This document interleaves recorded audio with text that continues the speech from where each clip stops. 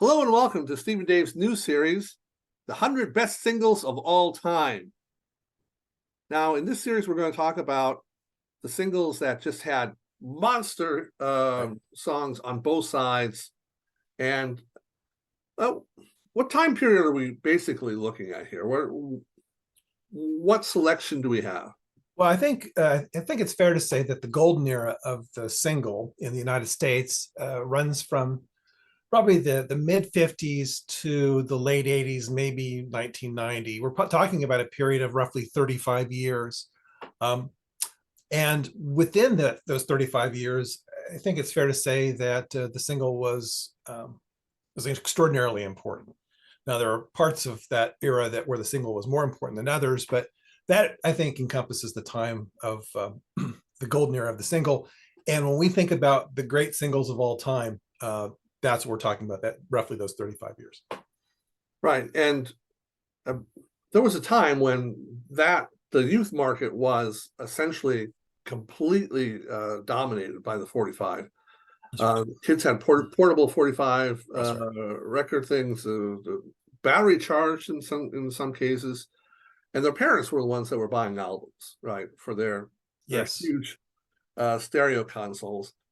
But the kids, they had their 45s. They could take them with them. It was very portable, very flexible sort of thing, and affordable, right? The 45s were that's exactly right.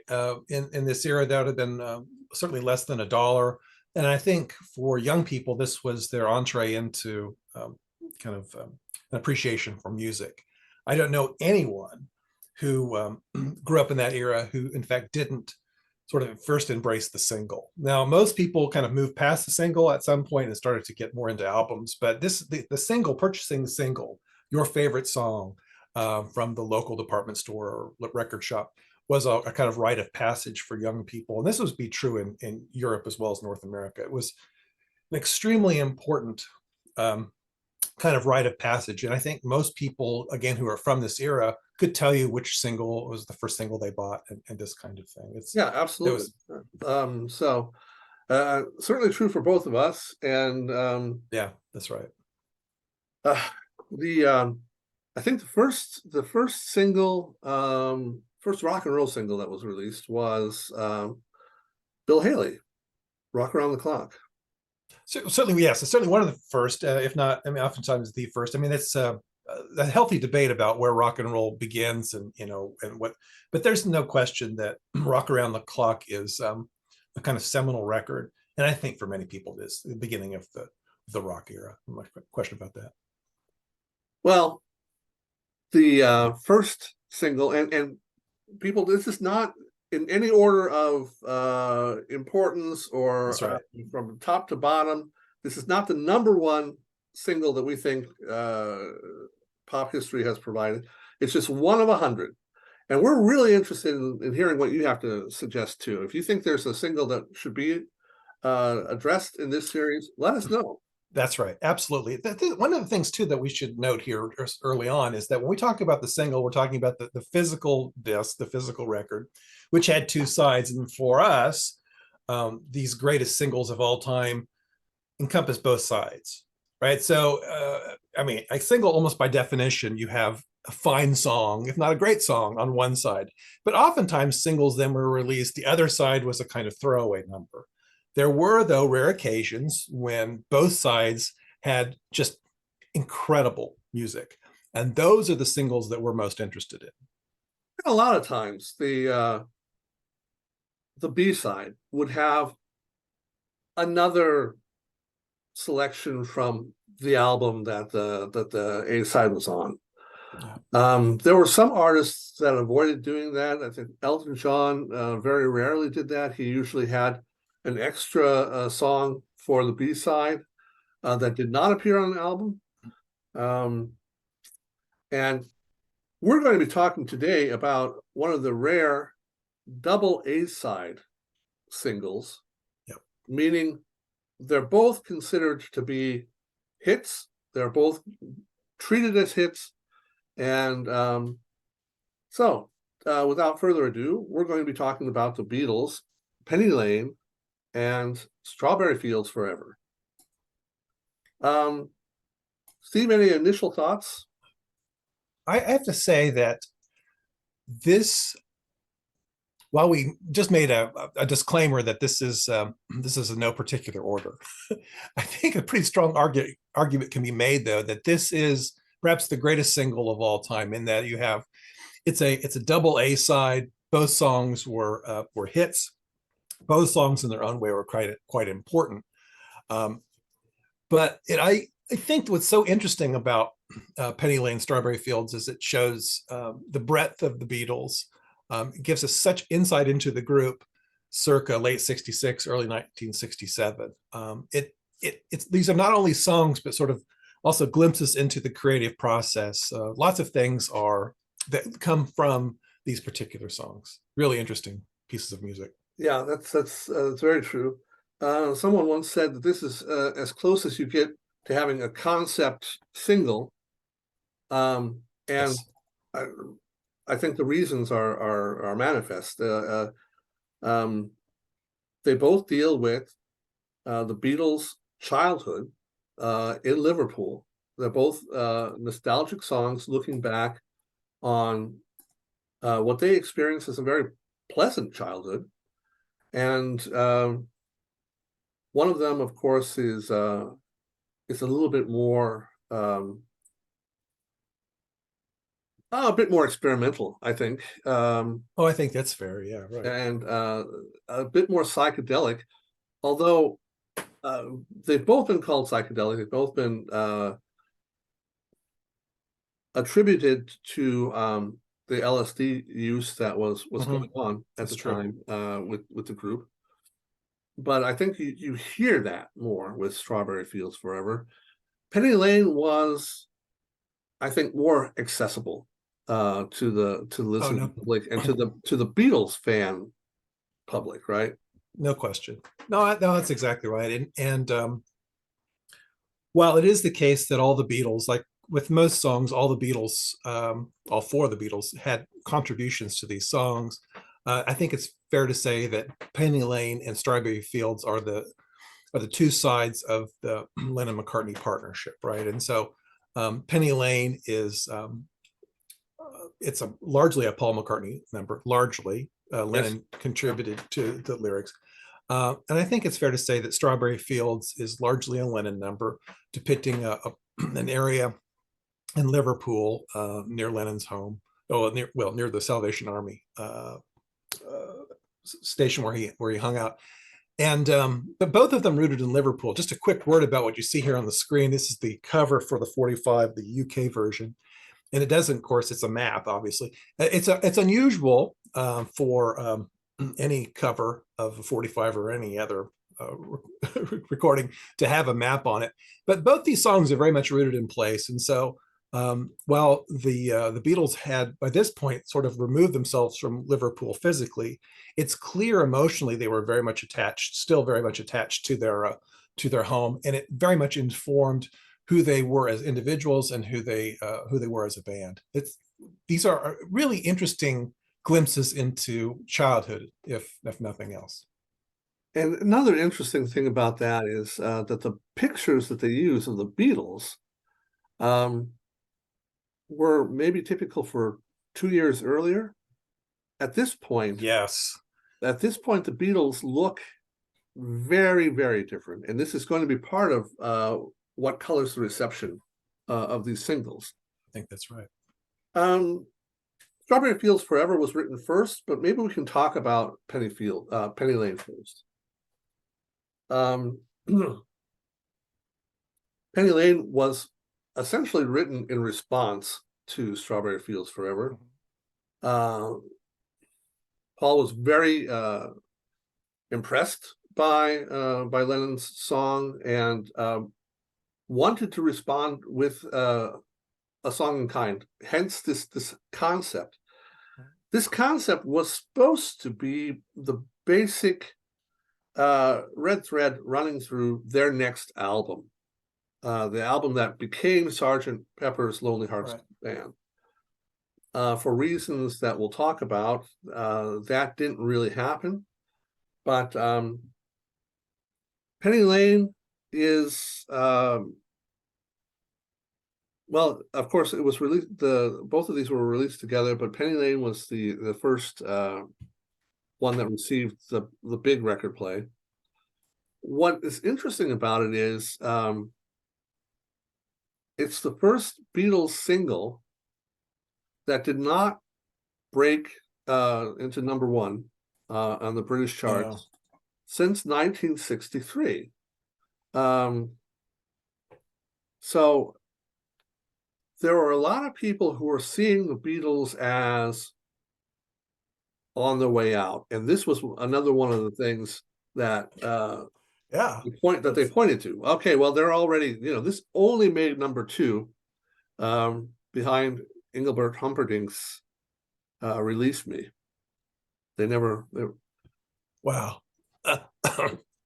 Well, it's a fine song. I mean, let's don't sell Engelbert short. His All finest right. moment. All right. But I would argue that either one of the songs on this single were better. Well, I wouldn't. Yes, And right.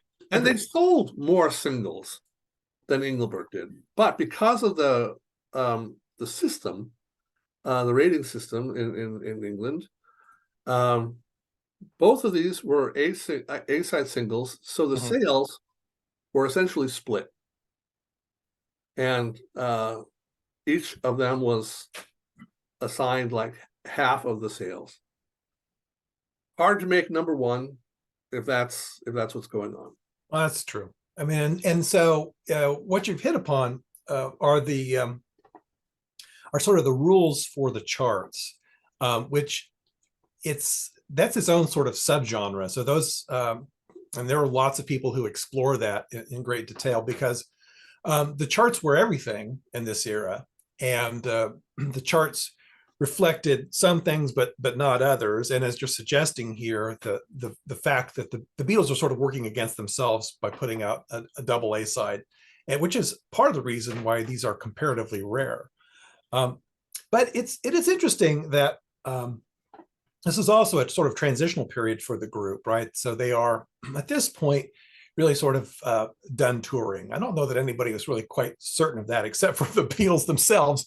But they're done touring, and I think that was the accepted wisdom. I think they had basically made a declaration to that extent that they were done, which was another sign for some people. They're not long for this world. The Beatles are breaking up, right? This is just, yeah, I think that's right. Kind of like the Paul is dead theory. There are a lot of things that people could find to piece together the idea. This is what's happening. The Beatles are breaking up. So one of the things the Beatles basically create is the kind of become a kind of using the studio as a kind of instrument. We've talked about this in previous episodes before, and certainly other Beatles aficionados have talked about this at length as well. And this is really the start of that, right? And so partnering again with George Martin, the so-called fifth Beatle, they're using the studio in very, very important ways. Nobody though really could really understood this, right? And so because the traditional model of the pop group was that you put out a record, you tour, a little TV appearance, you put out a record, you tour, TV, and the Beatles were going to break away from that mold. And so nobody's really quite sure what was going to happen with the group. And so that's what makes these particular songs, I think, important, because they are a transition into the latter phase of the career, clearly the most important phase of the career. They were very highly anticipated. This single was very highly anticipated. Absolutely, that's right. It was the first single that they released since the other double A-side single, Eleanor Rigby and Yellow Submarine. Talk about eclectic. Oh God, I'm not certain that's that. Well, okay, yeah, talk about eclectic. Yellow Submarine's horrendous, but well, it's not. But you're okay. Well, it's certainly different than Eleanor Rigby. It's a different direction, right? Yeah, different. We'll put different in quotes. Yeah.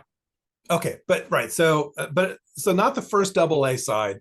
And I think it's fair to say too, if you look at the Beatles discography, even singles that weren't initially billed as double A sides, both had, you have singles that have great, power, and you see them reflected on the charts. Yeah.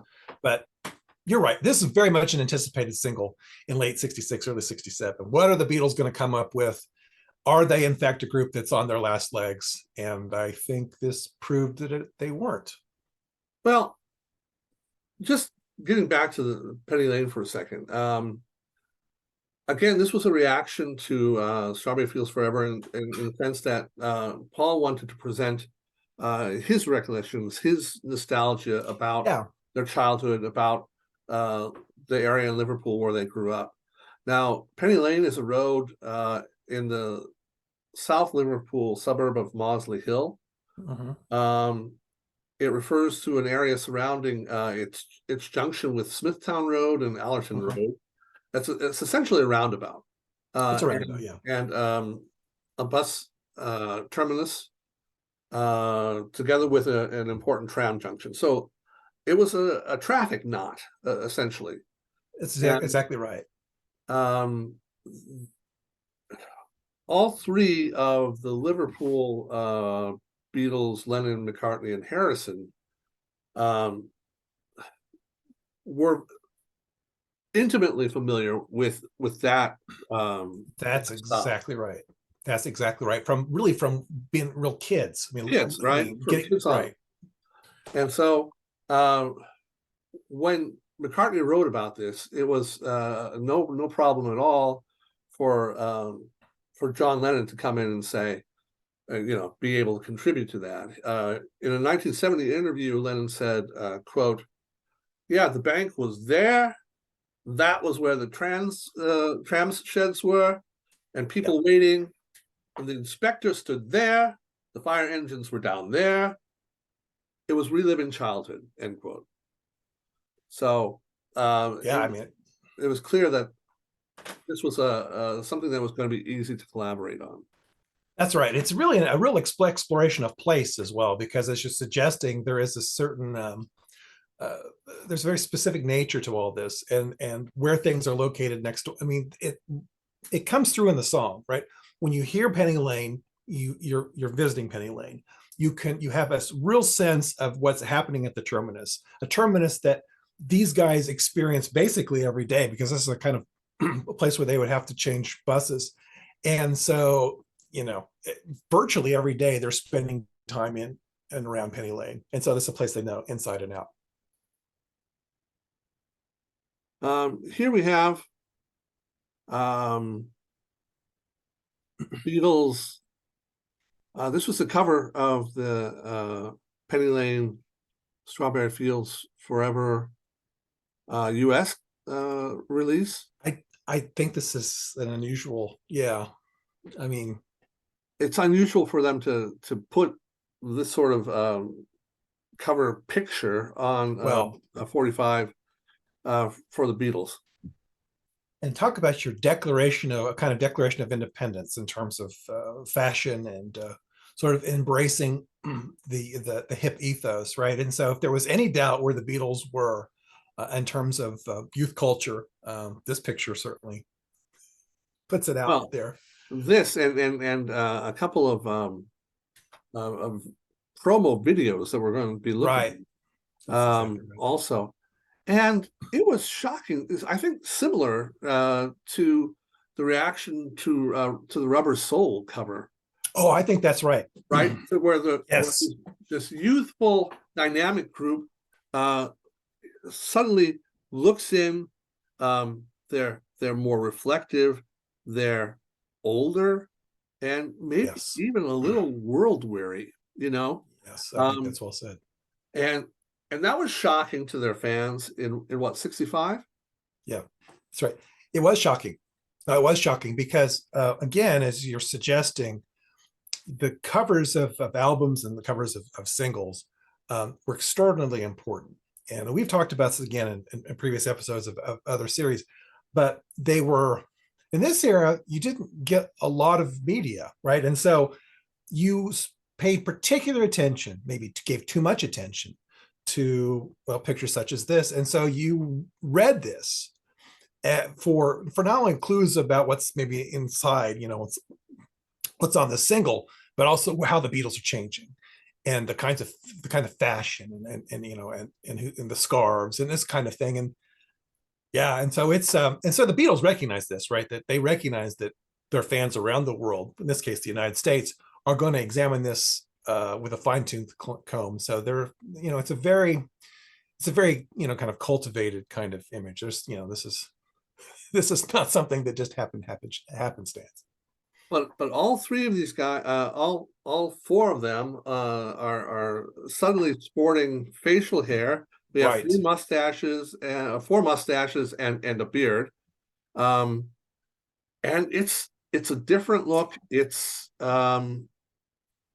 yeah, it's kind of a declaration of It's independence, and a declaration of direction, right? I think that's As you said. absolutely right. And so the Beatles, of course, followed trends. They also created trends, and you can be just certain that this inspired people in terms of how they wanted to look. I mean, this kind of thing really mattered, and again, we've talked about this in previous episodes.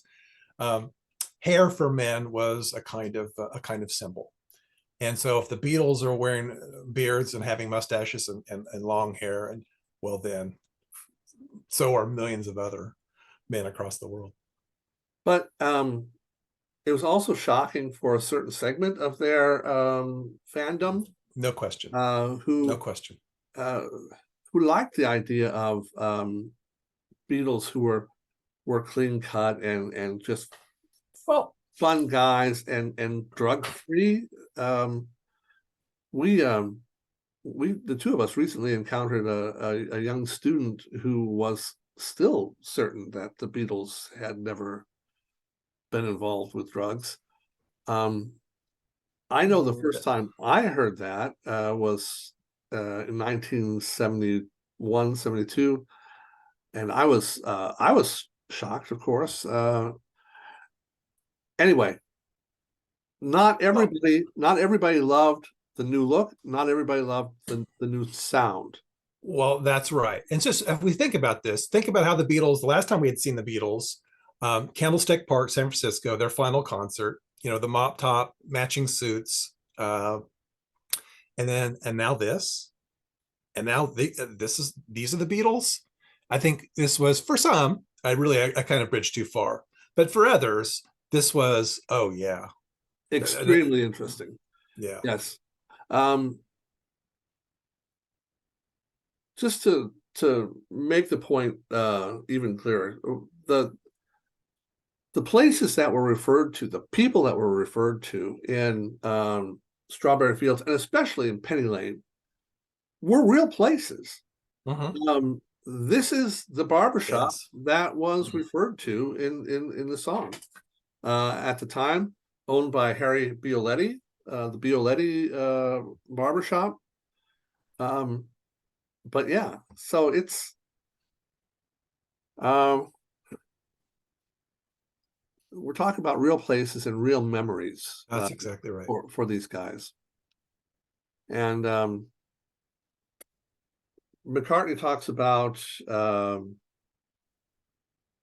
yeah, well, we really need to talk about an elephant in the room in terms of the lyrics, because some of the lyrics for Penny Lane were suggestive. I mean, suggestive enough that even I Suggestive.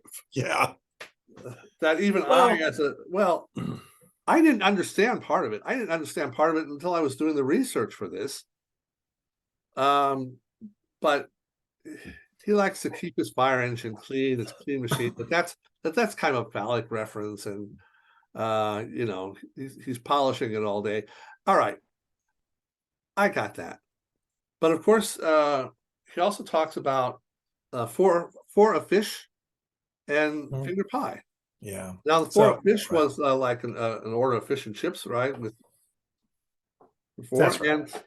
and finger pie is a sexual reference. It's a sexual reference. It's a sexual reference, again, Liverpoolian slang, that I suspect, and you suggested this is already, just flew past most people. Yeah, And didn't mean a thing to me. Never did. and I think for even to, it's still, it's kind of jarring I mean, candidly, it is kind of jarring in a fairly, again, a kind of nostalgic and warm, and to have that reference is it. Well, It just especially, jumps. It just jumps off the yeah, page and out of the speakers. especially because um, when I'm thinking of Penny Lane and I'm thinking about what he's being nostalgic about, I'm really Yes, thinking about a school kid, yes. right? You're like, yeah, you were 8 years old or something like that. Yes, Walking down. a Yes, bit younger than someone who's going to be enjoying yes, finger pies.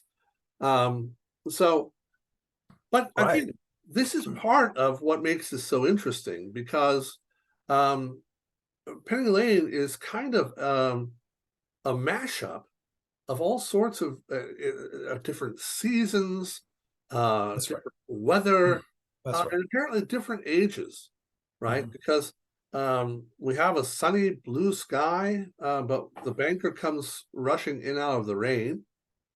Um, we have summer, but we also have winter Mhm. apparently because um, there's the reference to Remembrance Day, selling Mhm. poppies from a tray, the putting nests That's on right. poppies from a tray. Takes us Remembrance November. Day is Yeah. November 11th. Um, so this is the part, the juxtaposition of different times, different seasons, different feelings.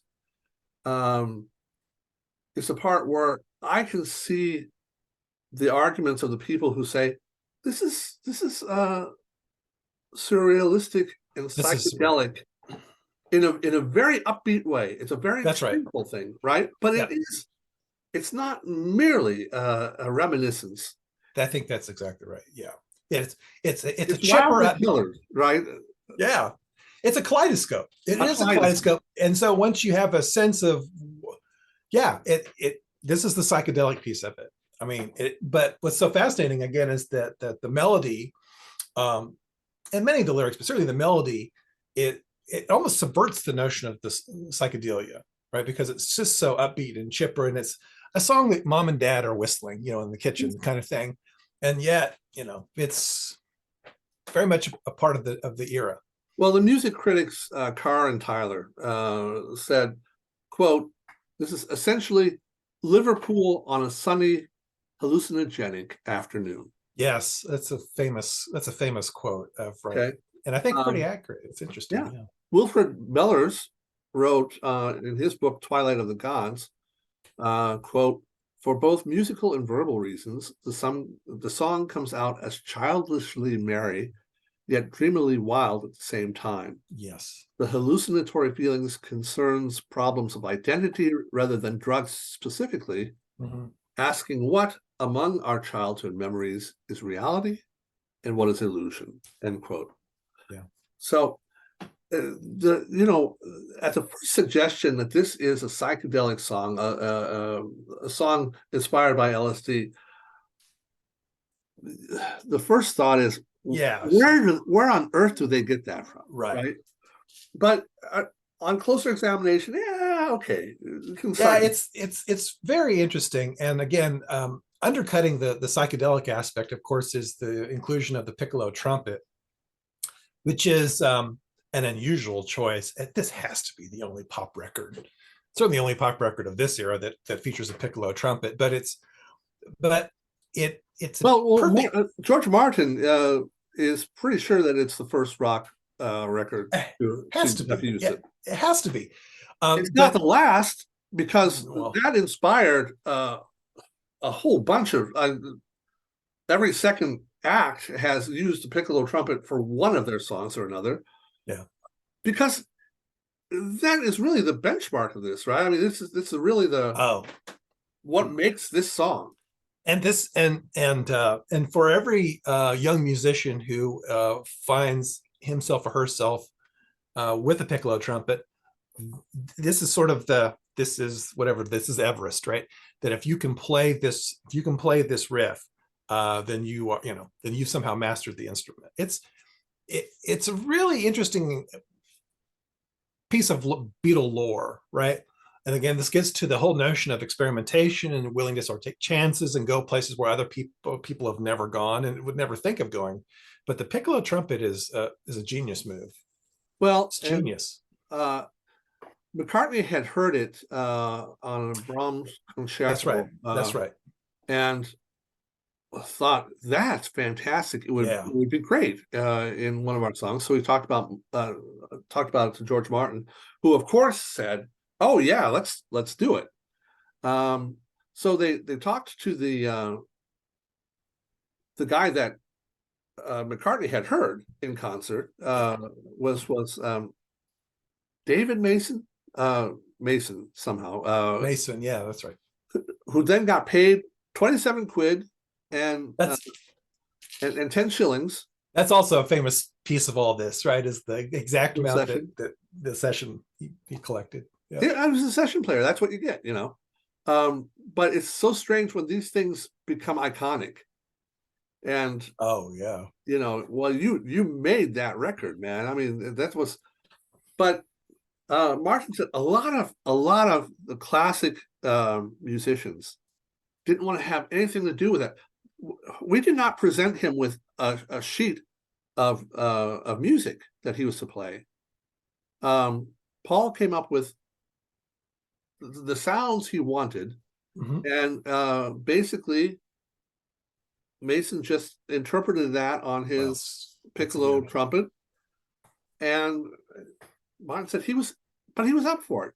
He was amazed that Lennon, Harrison, and Starr were present for his performance. They weren't doing anything there. They were just watching, but they were so interested in the result that he was somewhat taken aback by their That's right. new mustaches and psychedelic clothing. Yeah. Well, but otherwise, he was really into it. So yeah, the word about that the fact that the others were in the studio. This again comes off a relatively lengthy period of inactivity, lengthy by sort of the Beatles' career standards. And this is they also all taken like a hiatus of like 3 months. That's right, which I think was at that point the longest break they had from each other. And so there was, I think, genuine enthusiasm amongst the lads to sort of get together and hang out. This is also, I think, before the real dissension starts.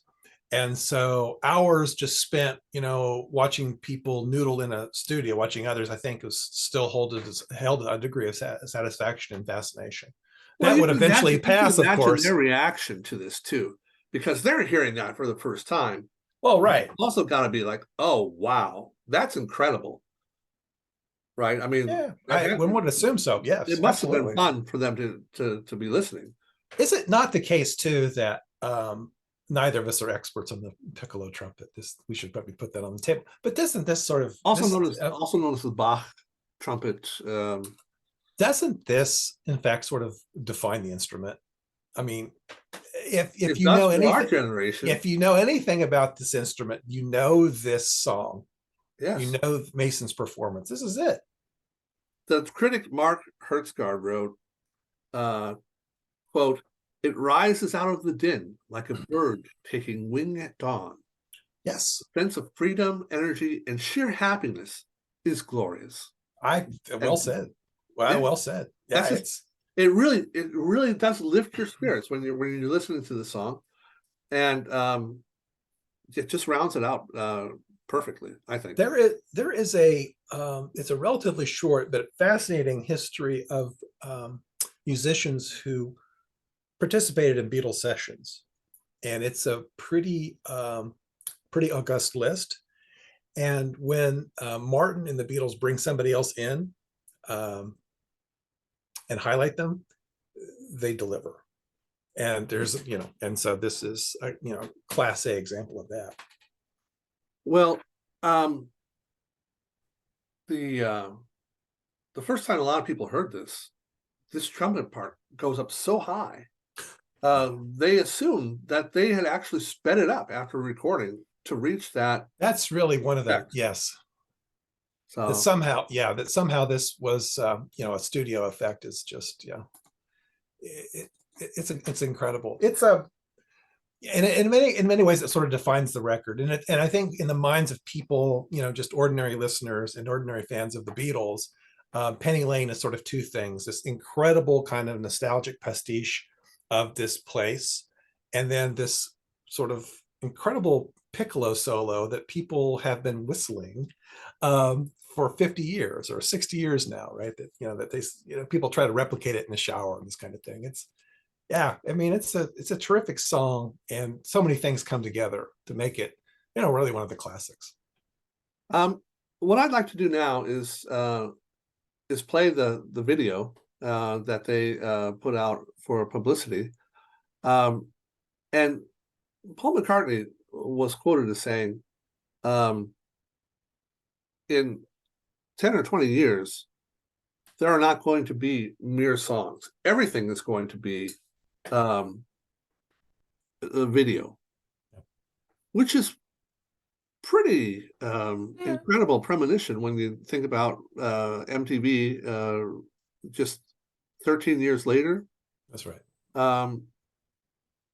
But what they were not doing is they were not performing. They were not performing their songs. They were doing other stuff while the song was playing. They ride by the drum set. They get their guitars delivered to them, but they don't play a note on this video. That's right. But this is Shades shown on the Ed Sullivan Show. That's right. Instead of doing their appearances to promote these new single, they sent this video. And on American Bandstand, Clark showed it to his people, and they discussed it very seriously. This is the new Beatles, an interesting and fascinating new look for them. What do you think? Yeah, it's of course the film itself, shades of the Magical Mystery Tour, for better or worse. And but yeah, the new shorter Beatles. Yeah. So I think mercifully that speaks for it. Yeah. But it's, you're absolutely right. The new look Beatles. But that was again, arguably much more accessible than the song in the video for Strawberry Fields Forever. Before we go on to talk about that, let's talk about why this single was released as it was, when it was. The fact is that the Beatles had stopped performing live. There were concerns, or at least ideas, that as a group they were through. So EMI said, look, we need something, and it's going to be a while until the next album comes out. We haven't heard anything from them since Eleanor Rigby and Yellow Submarine. Right. We need a single. And Brian Epstein was on board with that. And at that point, they had 3 songs in the box. Strawberry Fields Forever, Penny Lane, and When I'm 64 that were supposed to go on the new album. Mm-hmm. And George Martin said, look, I think these 2 are as good as anything that they've done. So let's put out a double A side, and that's what they did. George Martin later said that he thought that was one of the biggest mistakes of his professional career. I think that's absolutely right. Because the Beatles kind of had a rule. They don't recycle single material on their albums. And so essentially the first 2 cuts for Sgt. Pepper were then surgically removed to put this single out.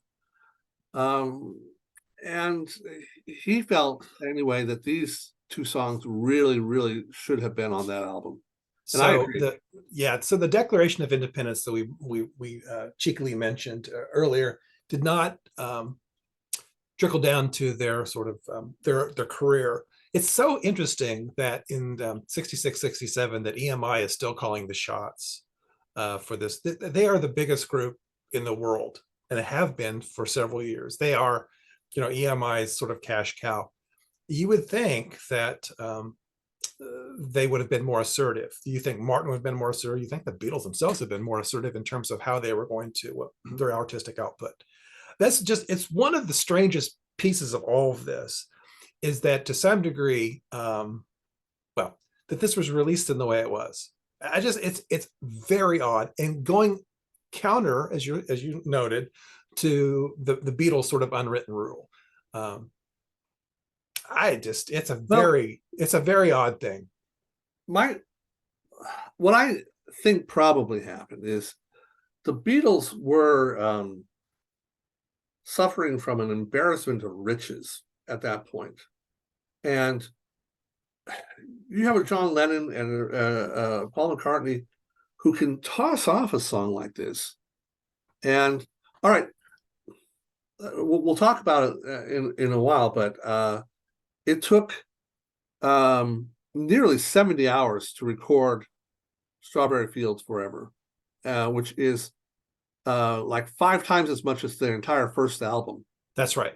I mean, yes. But they could do it. And they had supreme confidence in George Martin. They knew they could write hits, and they knew that they could write brilliant stuff. So yeah, let's put out this single. Let's show Brian Wilson that we're not sleeping. It's unbelievable. Which, by the way, okay, all that, yeah. He heard Strawberry Fields Forever on the radio, and it's one of those song on the radio moments for Brian Wilson where he has to pull over, and he said to his companion, whoever it was at that point, he said, "This is what I'm trying to do. This is what I want to do with Smile. This is what so Smile interesting, is all about." right? Is it too late? Did I just come too late? Where on the other side of the Atlantic, right, the Beatles, particularly McCartney, right, spinning Pet Sounds and feeling, a similar kind of, like, this is... Pet Sounds was playing in the studio all the time for Sgt. Pepper. Sgt. Pepper's was a response to Pet Sound. They're trying to match that, trying to maybe a one-upmanship. But yeah, so if you take these parties at their word, it is a fascinating part of this story too, as they're inspiring, challenging each other, even though they're thousands of kilometers apart, yet they're still in a way sort of egging each other on. It's a fascinating piece of this. But anyway, so they get the single out there. And I guess they want people to know where they're at, where they're going, and Sgt. Pepper's should become an extension of that then, and it kind of is. It kind of is. I think it kind of is. Although Sgt. Pepper's, the actual Sgt. Pepper's song and concept didn't come about until the album was almost half over. Right. They came to that late. But again, I mean, as you're suggesting here, I think that in terms of the trajectory of their career, in their creative output, I mean, there is comparatively little distance. There's no distance between Strawberry Fields and Sgt. Pepper, right? As mind-blowing as Sgt. Pepper was, it was, if you sort of were paying attention, reading the tea leaves from what the Beatles were doing, it was not as big a leap as some might have thought in that era. Yeah. Talking about Strawberry Fields now, which in some ways is actually the more interesting song, I would say. I'd agree. Yeah. He wrote this while he was appearing in How I Won the War, which they were filming down in Spain. And apparently, it's a Richard Lester film. Richard Lester had done the Beatles' Hard Day's Night and Help. Right. And so he wanted Lennon in this film as well. But Lennon wasn't making really a connection with the people around him. So he felt isolated, and he started writing this. And he said afterwards it was a type of self-psychoanalysis. He also said later that's one of the 2 really honest songs that he wrote for the Beatles, the other one being Help. But he came in then and played the song for George Martin and Paul McCartney. And George Martin was just blown away. It was an introspective, beautiful song, beautiful imagery. He really loved it. And then the other Beatles came in and started adding electric guitar and drums and things like that. And what had essentially been a ballad became a real rock song, right? Yeah. And Yeah. this is the other thing he regrets. He says, sometimes I really think I should have just kept the original demo and reworked that a bit and just put it out like that, because for him, that was his favorite version. Yeah. And so this is okay. So this is, I mean, I agree with that sentiment wholeheartedly. This is the kind of thing that you could have imagined Lennon in his later years, you know, revisiting his own catalog, his own output, and rarities, and you know, this kind of thing. And so he would have, you know, an acoustic plaintive Strawberry Fields. You could imagine that coming forth. You know, that's an interesting take on all this, right? Because the Beatles did add a lot to it, but I think you can argue that they kind of muddied it up a little bit. I think that there is the experimentation in Strawberry Fields is its great strength. It's also, I think, its great weakness. I think there's too much going on in the song, and it detracts. It doesn't hold together.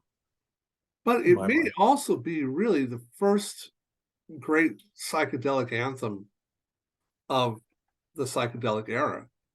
It's hard to think of something else that might lay claim to that. And that's because of all this stuff that went on. This 70 hours that they using the studio as an instrument, as you put it. They did all sorts of experimentation with it. Well, yes, they did. I mean, so if you're right, the accounts, and you're going to go into some of them, but the accounts of this, the Beatles Bible, by the way, is a great resource in terms of the recording history of the group. But the different approaches, time and time again, you know, at this point, I'll let you go. At this point, if you put 70 hours of work in 70 hours of studio time, by God, it's going to show, right? That there was I don't think that anybody was going to put in 70 hours and then say, you know, it was really better stripped down. You know, you're just not going to do that in this era. I'd like to read a slightly longer passage from this, because I think it's just fascinating, and it really talks about how the song came to be what it was. So this is directly from the book. Strangely, the Sgt. Pepper album originated with the song which was never on it, Strawberry Fields. That November, John came into the studio. That'd be November 66. 66, yeah. John came into the studio and we went into our regular routine. I sat on my high stool with Paul standing beside me, and John stood in front of us with his acoustic guitar and sang the song. It was absolutely lovely. Then we tried it with Ringo on drums and Paul and George on their bass and electric guitars. It started to get heavy. Wasn't the gentle song that I had first heard. We ended up with a record which was very good, heavy rock. Still, that was apparently what John wanted. So I metaphorically shrugged my shoulders and said, well, that really wasn't what I had thought of, but it's okay. And off John went. A week later, he came back and said, I've been thinking about it too, George. Maybe what we did was wrong. I think we ought to have another go at it. Up to that time, we had never remade anything. We reckoned that if it didn't work out the first time, we shouldn't do it again. But this time we did. Maybe we should do it differently, said John. I'd like you to score something for it. Maybe we should have a bit of strings or brass or something. Between us, we worked out what I should write for cellos and trumpets together with the group. When I had finished, we recorded it again, and I felt that this time it was much better. Off went John again. A few days later, he rang me up and said, I like that one, I really do. But you know, the other one's got something too. Yes, I know, I said. They're both good. But aren't we starting to split hairs? Perhaps I shouldn't have used the word split, because John's reply was, I like the beginning of the first one, and I like the end of the second one. Yeah, Why don't we just join them together? Well, there are two things against that, I said. One is that they're in different keys. The other is that they're in different tempos. Yeah, but you can do something about it, I know. You can fix it, George. Yeah. John always left this kind of thing to me. He never professed to know anything about recording. He was the least technical of the Beatles. He had a profound faith in my ability to cope with such problems, a faith which was sometimes misplaced, as I certainly felt it was on this occasion. He had presented me with an almost insuperable task, but I had to have a go. I listened to the two versions again and suddenly realized that with a bit of luck, I might get away with it because, with the way that the keys were arranged, the slower version was a semitone flat compared with the faster one. I thought if I can speed up the one and slow down the other, I can get the pitches the same. Mhm. And with any luck, the tempos will be sufficiently close not to be noticeable. I did just that on a variable control tape machine, selecting precisely the right spot to make the cut, to join them as nearly perfectly as possible. That is how Strawberry Fields was issued and how it remains today. 2 recordings. So Yeah, it's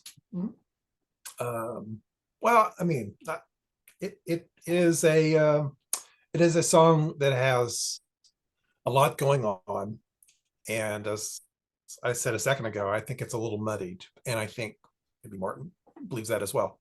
But nevertheless, he was given the task, and he accomplished it as best he was able. well, and they, of course, they were using all sorts of stuff, not just.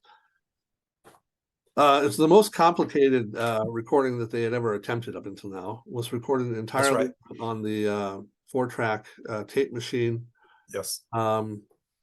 They used the They Mellotron. the Mellotron, yeah. So I guess we should probably say a word about this. Is really for the Beatles. It's the debut of the Mellotron, which I think most famously in this era is being used by the Moody Blues is Mike Pender. Mike Pender was sort of the Pied Piper of the Mellotron. The Mellotron is this. And the era of the Mellotron is quite short because it is supplanted by the synthesizer at the end of this decade, early 70s.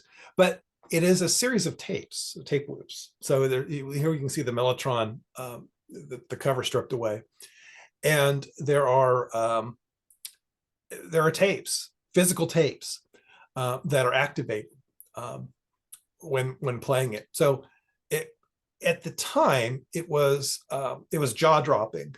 The challenge of the Mellotron was actually just sort of being able to kind of harness the machine, and it took a long time for people who were Mellotron aficionados to get up to speed with it. But once they were able to, it did produce, really fascinating results. This is again the Beatles, experiment with the Mellotron, particularly McCartney, at various points along the way. But this song is very much defined by the Mellotron. I guess if you were looking for great Mellotron songs, this is probably one of them, for better or worse. But again, the Mellotron it's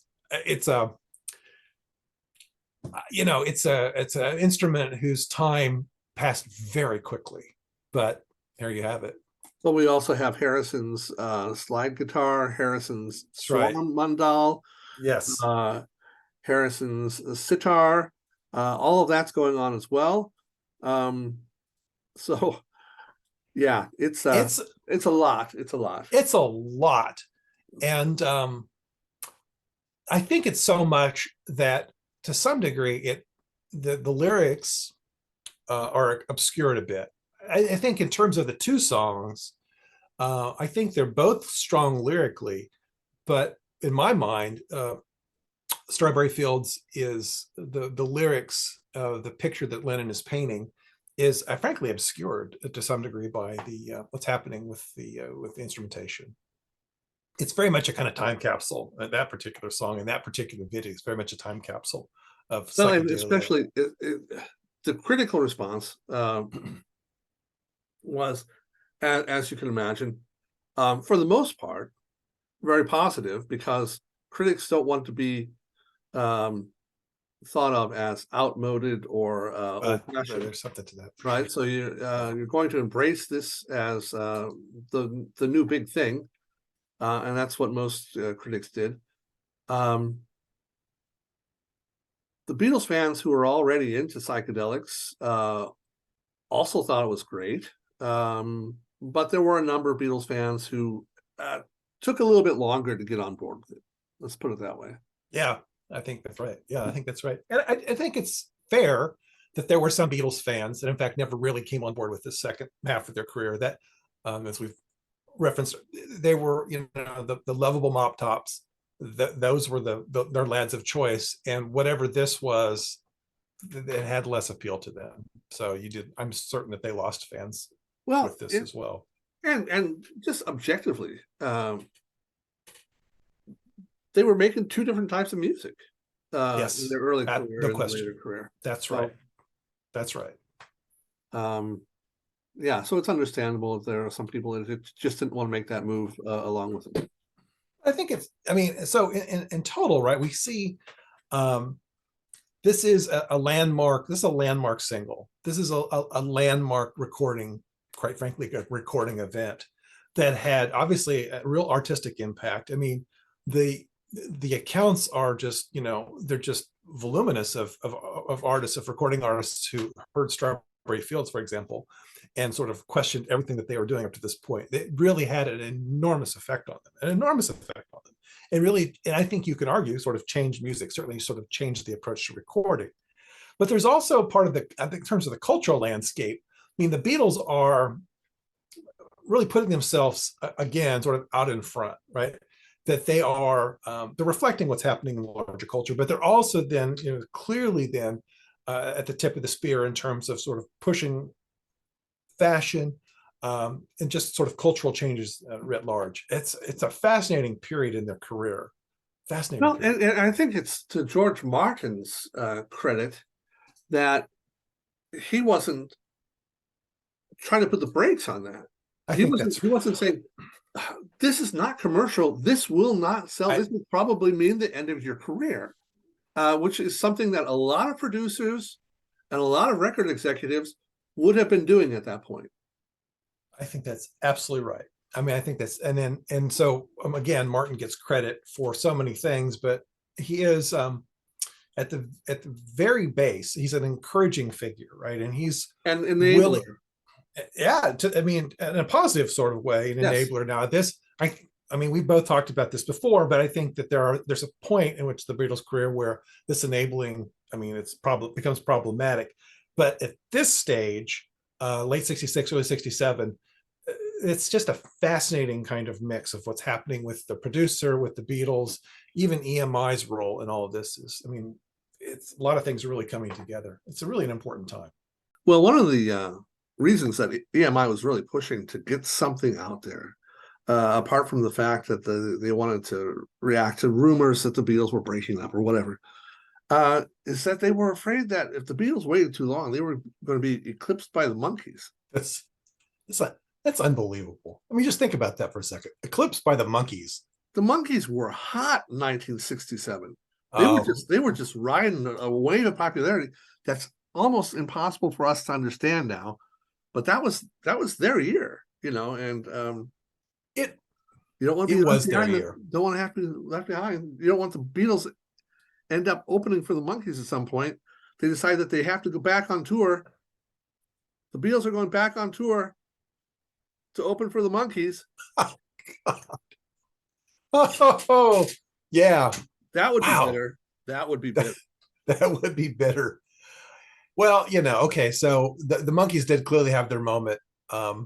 And you're right that they came on like gangbusters. At that point, I preferred the Monkees to the Beatles. So, well, I wouldn't say that out loud. I was 6 years old. Well, okay, so it is. I mean, obviously, it's a transitional point, and the you have a skittish record company to, I mean, to say the least, if they're really worried about the monkeys. Seriously, you have the freaking Beatles, and you're worried about, Well, I know geez, it. It's clearly it's preposterous now. I guess though, given how the monkeys came out of the box, that television show was really it was really innovative in its way, although it itself was a kind of uh, nod to a nod to, okay, that's generous. That's a really generous way of saying it. It was a blatant ripoff of the certainly Richard Lester it certainly was. films, Help, Hard Day's Night. Come on. Oh, it was The only difference completely. was that they were in color. That's Yeah, but Hard Day's Night uh, was black and white, right? I think Help was in color, but yeah, Hard Day's Night was black and white. That's the Richard Lester, and that is the, that's the film that launched 1,000 videos. I mean, it really, it's like, again, another area where the Beatles were, and I guess more to the point, Lester was incredibly influential. yeah, and if you take a look, the influence of that film on the Monkees and who they were supposed to be, it's very, very clear. How did you say it? It was a tribute, Well, a nod to. a nod to, yes, yes, it was a nod to the early Beatles films. Anyway, Well, yeah. So, it's interesting that Strawberry Fields Forever was written while Lennon was starring in a Richard Lester film. well, there you go. Right. How I Won the War. I Won the War, which was it's not a great film.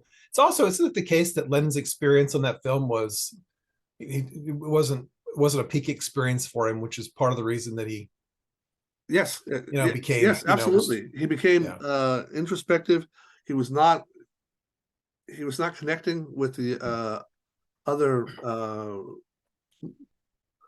members of the movie, the other actors or anything. So It's he was it's kind of yeah. isolated and just kind of did a little bit of navel staring, I think, at that point. Yeah, I think that's fair. Had his experience been more positive, one wonders if he would have, because none of the Beatles really, I guess Ringo did in the later, but when the Beatles, going off and doing, starring in, a movie, In which is bad films, in bad films, that was how the game was played in this era. sure. And Yeah. I mean, and going out on his own. I mean, you could have imagined Lennon dabbling in acting.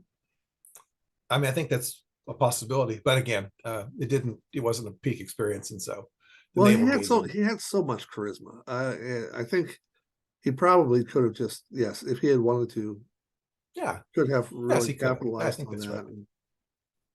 that. Anyway, so Richard Lester. Yeah.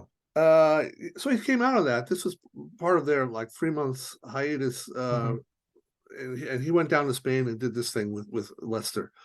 Came back with Strawberry Fields Forever, and was so glad to be back with his pals, his Yeah, buddies. this is really, this is yeah, one of the most interesting points of their career is that the way they come back and really enjoy each other's company. And He said he felt normal again. yeah, So yeah, uh, and then they got right to it, basically. Strawberry Fields Forever was the first single that they recorded after Revolver. And so, the funny thing about this is he is so, Lennon was so proud of that song, and uh, often said it was his favorite or yeah, most honest or whatever. yeah, But I also think he was deeply ambivalent about the recording process, and the choices that were made about this. I think that's Um, right. Yeah, Toward the end of his life, he said, uh, he really felt like mistakes were made. He felt like they, well, like McCartney sabotaged it. He always wants to do all the experimentation on my songs.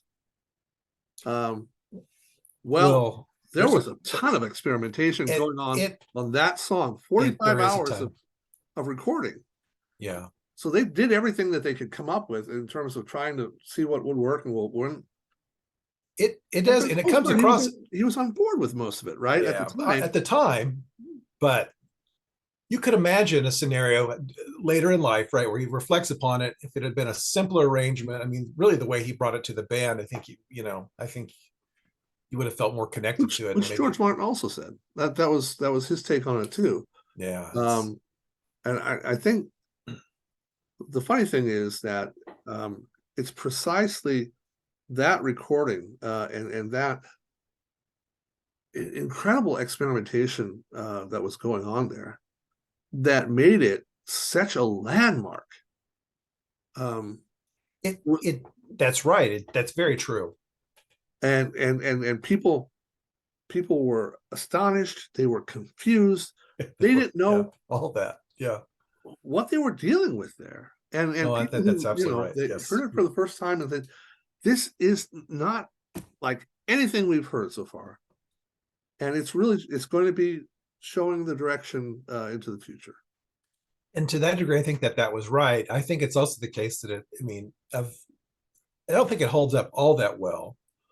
And I just don't. It sounds dated. It sounds dated. It also sounds a bit like a pastiche, which I guess on some level is what it was. I go back to your point a minute ago about Lennon's ambivalence toward it. I mean, you could have imagined Lennon at some point in his career, a kind of Lennon stripped down, acoustic Lennon, where he re-records these songs that he thinks were kind of mucked up in the studio. That would have been really interesting. Well, like McCartney did with Naked or whatever, right? Yeah, I mean, that's right. You're going back and sure, very similar. Yeah. But it was, you're right. It was jaw-dropping. It was jaw-dropping when it was unlike anything that people had heard. And it took people a while to sort of process it. Just to sort of figure out what was actually happening. And it became a kind of advertisement for the studio and also the Mellotron and various kinds of things. I'm not certain it really holds up the way Penny Lane does. Well, just in terms of those of us who came to it later, who did not hear it when it came out and in the context in which it came out, it's just another Beatles song, right? And yeah, essentially, yeah, that's right. And how it stacks up to the other Beatles songs. I like Strawberry Fields Forever. I wouldn't place it anywhere close to as significant or substantial as many of the Beatles best songs lists. I think that's me too. End up doing. Me too. Yeah, me too. Listen to this. The 1997 2004 Rolling Stone ranked Strawberry Fields Forever at 76. It was somewhere in the 400s. Penny Lane was somewhere in the 400s on that list of the 500 greatest songs of all time. Tempted to flip those. Yes. They placed the song, retained that thing on the Rolling Stones 2011 list, and then was re-ranked at number 7 of the 500 greatest songs of all time. On a similar list, Q magazine, it was on number 31. Rolling Stone replaced Strawberry Fields Forever, placed it at number 3 on its list of the 100 greatest Beatles songs. The number 3 song that the Beatles ever did. Come on. No. It was ranked as the second best Beatles song by Mojo in 2006, right after A Day in the Life. And it was estimated to be the 23rd most celebrated song of all time by acclaimed music. So just to give you an idea, and I think both of us are on the same page. We don't share those assessments. No, absolutely not. Absolutely not. I mean, it always, it's the one Beatles song that you're supposed to be impressed by, that you're supposed to like, that you're supposed to sort of just take it all in and just be wowed by. And I think for a lot of us, it just doesn't really work in that way. I think part of the reason is because we weren't of the generation that got to hear it fresh. I do think you're right. I think there's something to that upon initial hearing, it was so different. I think it was a real game changer.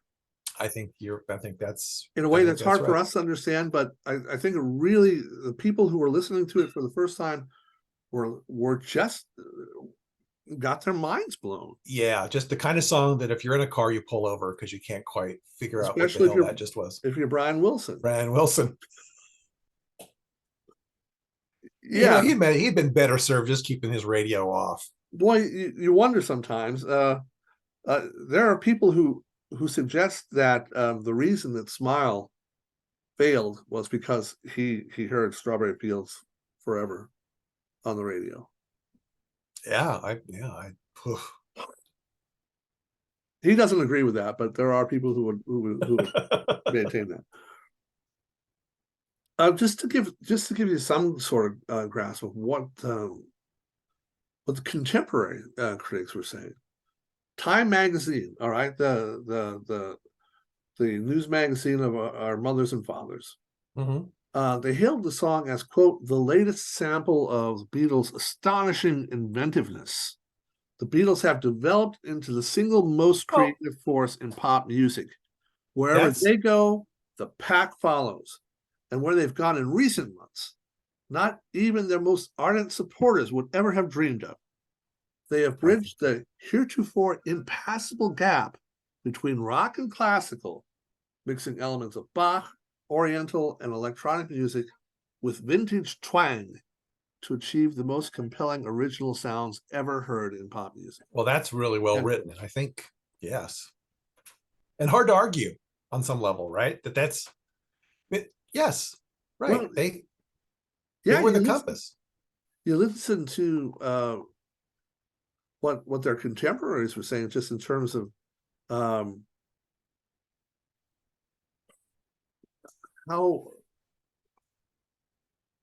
how they were going to respond to it, and what kind of response it required, but that it required some sort of response.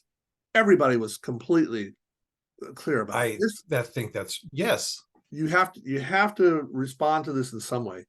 Mark Lindsay of Paul Revere and the Raiders. Recalled first listening to it at home with his producer, and he said, quote, when the song ended, we both just looked at each other.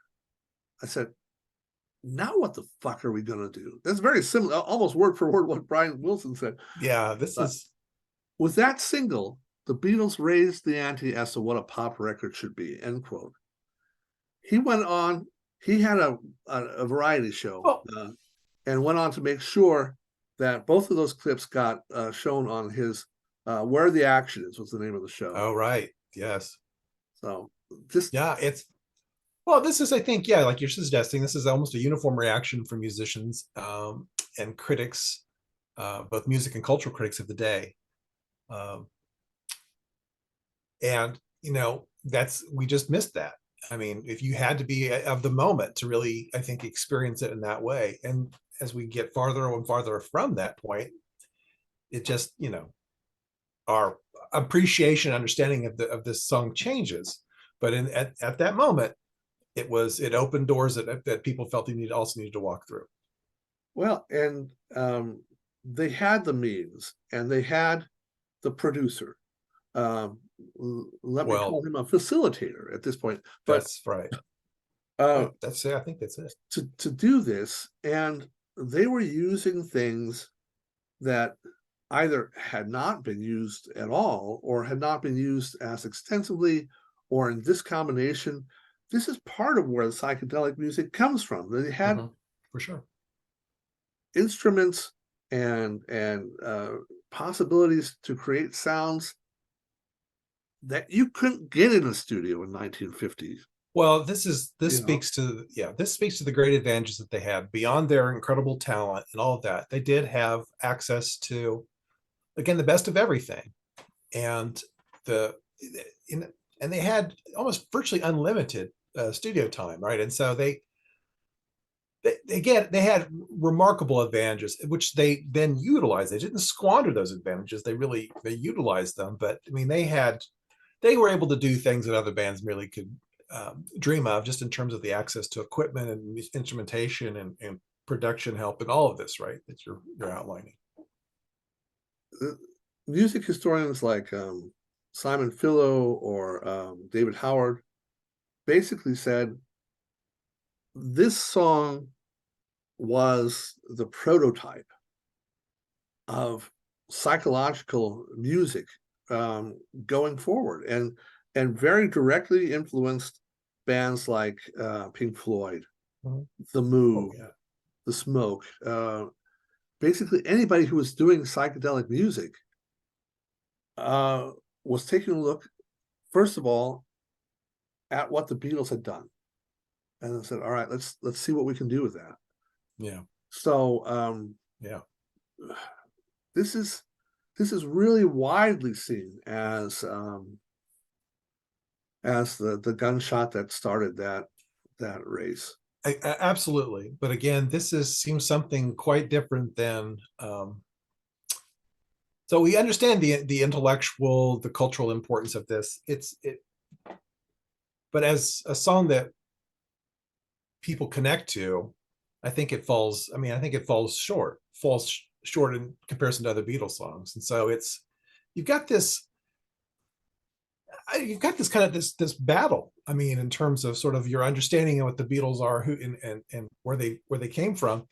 And I think people want, well, they've been told that they need to embrace this song. They've been told they need to love this song, and they just don't in the way that they do with other songs from the Beatles.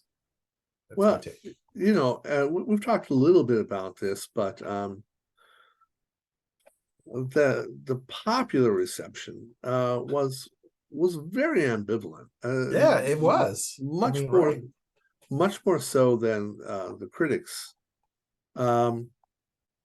We talked about it being played on American Bandstand, and Yeah, that's right. it's very strange because a lot of that popular reaction was gender based. Um, the male reaction was marginally more favorable than female, and the women focused on things like the weird, ugly, or grandfather-like appearance of the band members. They looked a lot different than they had Yes. up until then, right?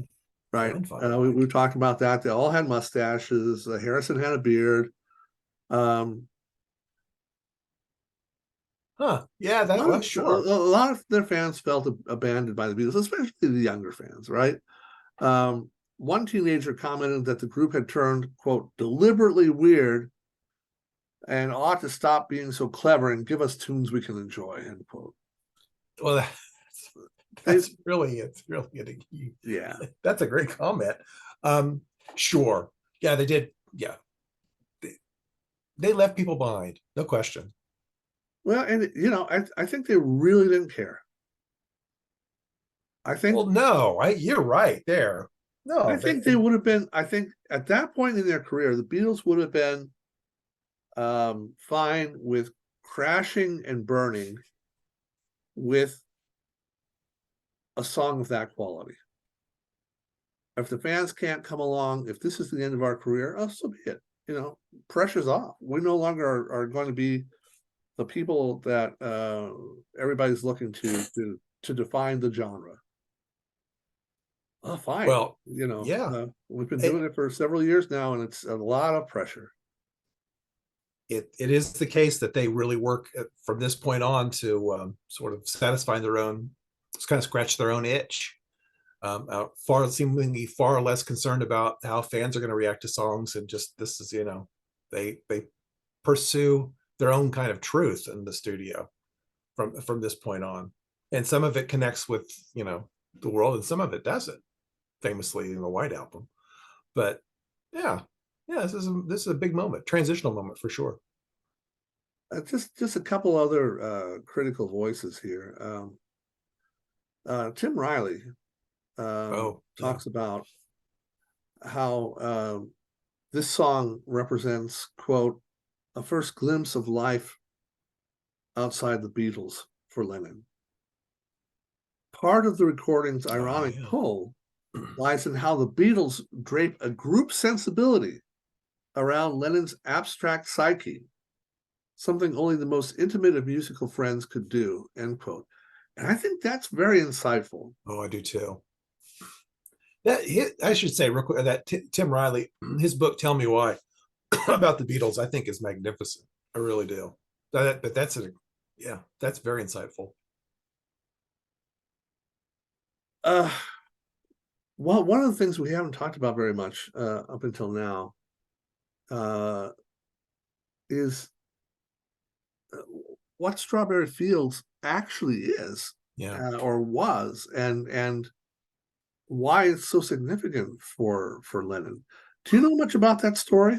I don't know a ton about it, but what I do know really points to the great, kind of gaps in Lennon's life. That there's yeah, it's melancholy at best. Um, but yeah, yeah. So yeah, I should talk about this a little bit. Well, this was a Salvation Army. Um, I don't think home is the right word, but it was a place where the Salvation Yeah. Army would train disadvantaged or handicapped kids Uh-huh. with vocational skills. Right.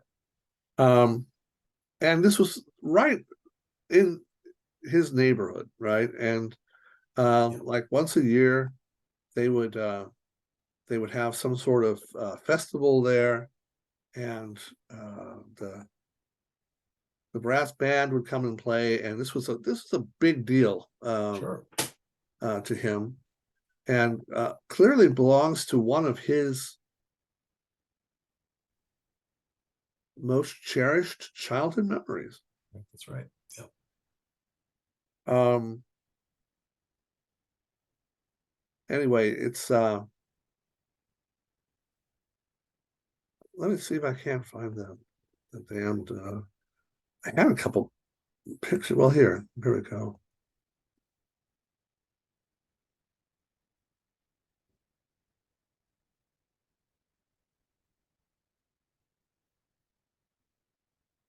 Uh,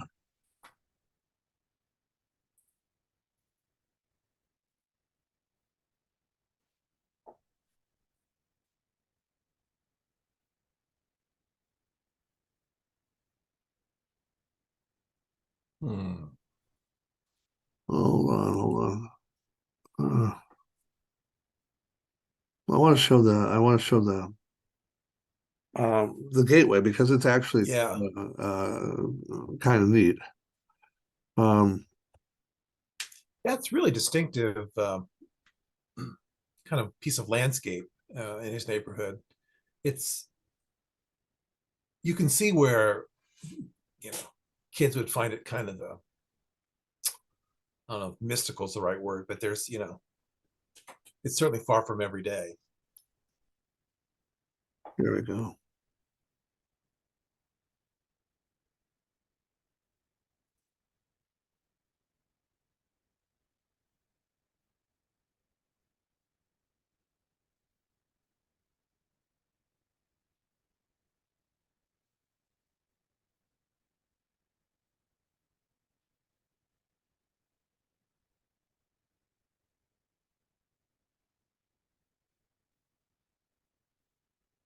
So let me All right. do I share.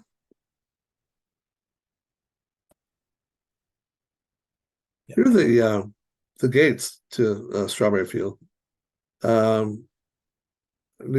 Lennon's home in Woolton, Liverpool, and here where they've had to replace these gates because they were so heavily covered with graffiti, and you had souvenir seekers coming in and chipping off bits Sure. of this and all. Of So, course.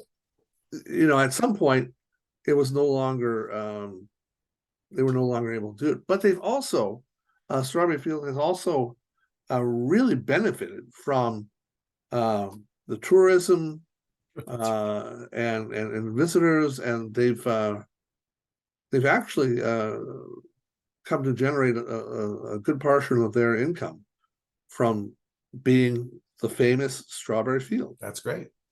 That's terrific. Oh, one of Lennon's childhood treats was the garden party that was held each summer in Calderstone Park, near Strawberry Fields, and there was a Salvation Army brass band that played there, and his aunt, who essentially raised him, Mimi Smith, recalled, quote, "There was something about the place that always fascinated John. He could see it from his window. He used to hear the Salvation Army band playing at the garden party, and he would pull me along saying, 'Hurry up, Mimi, we're going to be late,'" end quote. Well, the Beatles filmed both videos in part at Knoll Park in Kent. And this is where they were riding their horses in Penny Lane, and had the meal set up. Check out the playlist Oh, you've got to watch these if you haven't seen them. for that. But anyway, in Knoll Park, they have this really large tree. And so on the 30th and 31st of January, they went to this park and set up a strange, otherworldly, esoteric type of musical device, which was part piano, part harp, part tree, with lights, and somehow one had the feeling, or should have the feeling, that we were watching the Beatles perform Strawberry Fields Forever on this thing. Yeah. Right. Right. And it was bizarre. It just really was bizarre. Yes. That's for sure. And that clip, the Strawberry Fields Forever, was directed by Peter Goldman, who had been a Swedish television director, who, for his part, had drawn his inspiration from A Hard Day's Night. So, yeah, well, Goldman that's was recommended to the Beatles by their mutual friend Klaus. Oh, yeah, Klaus Voormann. Klaus Voormann. The answer to all questions related to the Beatles has got to be Klaus Voormann. Wow, it's just, yeah, he really is kind of the red thread, right? That ties it all Man, I together. guess so. Yeah. Strange. One of the band's assistants, Tony Bromwell, served as the producer, and he recalls being inspired by Foreman's comment that, quote, "the whole thing sounded like it was played on a strange instrument." So he set this up. He set this thing up Klaus. in the park. Yeah. And the music critic John Harris, writing in 2007, said that his set design reflected, quote, "the collision of serenity and almost gothic eeriness," end quote. That was evidence in the finished song. The Beatles looked weird. They were running around, jumping, walking backwards. It was again, check out the playlist. Yeah, check it out. Yeah. We have a short segment here, but you really need to check out the whole thing. Here is a glimpse of the instrument. Towards the end of the video, they all get around it and just start pouring paint over it. Oh, yes, they do. Hammering it, just whatever happens to. And the idea here too is maybe this is also part of what you're hearing now, and it's an interesting concept. I think that's generous, but I'll give them that. I just think it's a really interesting concept, but okay. It is a very, very strange. Yeah, I mean, yeah, if you think the song is indulgent, then wait till you see the video. But this is an era of great experimentation, and they always were drawn to the visual. And one wonders, had they, what they could have done or what they would have done had they stayed together, because that seems to be sort of where they were pointed in the latter years of their career. They really were interested in the visual aspects, and where video or film came together with music. Yeah, they might have done something really, really interesting. The journalist Joe Cutchley describes the clip as, quote, "The Mad Music Professor's Outdoor Seminar," end quote. Well, that's good. Yeah, I like that. Yeah, for sure. Why not? Yeah, why not? There's something in any case very very mad about the whole thing. Definitely. Yeah, definitely. Whereas the other film, I don't know. I mean, they're both peculiar films. And I think both films keep the viewer at arm's length. I mean, it's just very difficult. It's just very difficult to sort of embrace either film. See, I disagree with that. I think Penny Lane is very accessible. From the moment it starts off with John walking through the streets and meeting up with his buddies, and they're glad to see him. They've been waiting for him, and immediately there's a little banter, a little exchange. It's neat because at that moment, I have the feeling, you're kind of getting a glimpse into what it is to be a Beatle. Okay, fair enough. Right. Yeah. And that's I think that's neat. If it stayed with that. Well, all right. Tony Bramwell, the producer of Strawberry Fields Forever video, said, quote, "The reaction when you played Strawberry Fields to people was weird. Penny Lane was a bit Beatley. Strawberry Fields really was Beatley." End quote. Right. And that's Strawberry Fields ends up being a lot more Beatley than one thought at the time, right? Because they followed that up with a lot of psychedelics and a lot of things. For sure. But this was definitely not, Penny Lane, you could say, all right, that fits into their oeuvre. Strawberry Fields was a departure. Very much so. Oh, very much so. Yeah. So I guess for me, the question is now, we chose this as our initial greatest single. What's your personal relationship to this single? My personal relationship? Yeah. I've always been drawn to Penny Lane. Charming song, hummable, and I just never really. Strawberry Fields has always just left me cold. It's never really done anything for me, and I know that I'm you know, I'm interested in music, and I appreciate the Beatles, and I'm supposed to like it and supposed to understand, you know, all that. I'm supposed to, but it just never has really connected with me. Okay. So, I mean, that's where I'm at. I take it you're more or less the same. Well, all right. We were both too young to be Well, right. to be part of their consumer market at that point, right? Sure. We came to it later. But it's I'm pretty much on board with that. Yeah. I think I have a greater appreciation, especially after the research we did for this, of the tremendous significance of Strawberry Fields. That's right. Yeah, for sure. I like the song. I like the song, but I don't love the song. Okay. Penny Lane, I love. I think Penny Yeah. Lane is one of the great Beatles songs. Yeah, I mean, who hasn't tried to whistle that piccolo trumpet solo? I mean, right? Yeah, until it gets it's too one of the high. great You songs. can't do it anymore. So yeah, absolutely.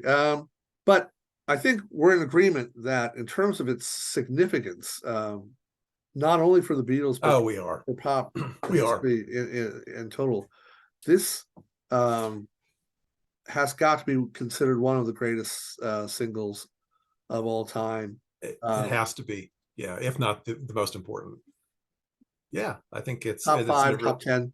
for Yeah, sure. somewhere in there. Which is why we started with this one, for, you know, for those, particularly for those reasons. Yeah. Okay. And I guess that brings us to the end for this time around. I don't anticipate this series producing videos that are this long for the most part, which suggests also that this is something special in terms of the kind of single it is. That's right. So if you like what you heard this time around, and we hope you did, you can subscribe right here or give us a thumbs up. Always appreciated. You can listen to some other videos that we've done right here. And you'll want to make sure to check out the playlist for this video right here and see two of the first music videos that were ever made. That's right. That's right. So, they're for that reason alone, they're important. And also keep in mind that that we're on X. We tweet whatever it is now. We do that every day, and so we'll hope to see you soon. Dave, thanks. It was always fun. if you have a suggestion of what you think we should cover in this series, please leave a comment. You bet. We're Please do definitely that. interested in hearing Please what do you that. have to say. You bet. All right. Until next time. Bye-bye. Bye.